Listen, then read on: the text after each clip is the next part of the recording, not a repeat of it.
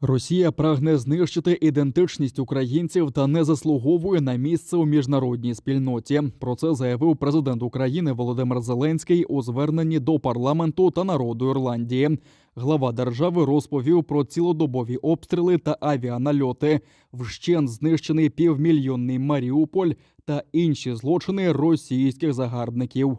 Росія не заслуговує на відносини з нею, як з однією з нормальних держав. Вона повинна відповідати за все, що наробила на українській землі.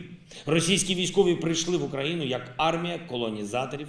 Їхні державні пропагандисти, їхні політики навіть не приховують більше, що вони хочуть. У 21 столітті вони розглядають свою державу як колоніальну імперію, яка нібито має право підкорювати сусідні народи і знищувати будь-яку основу для їхнього самостійного життя, знищувати навіть саму ідентичність народів, все, що робить нас українцями.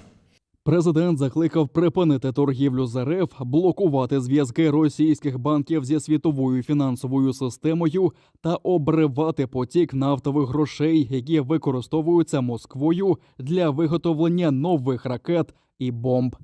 Світ вже давно розробив відповідні механізми. Кожен знає, що потрібно робити. Єдина перешкода – це дефіцит принциповості окремих лідерів. Поки що.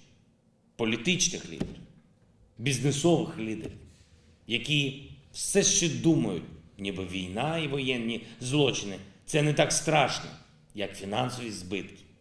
До всього запросив Ірландію до спільної післявоєнної відбудови Херсонщини.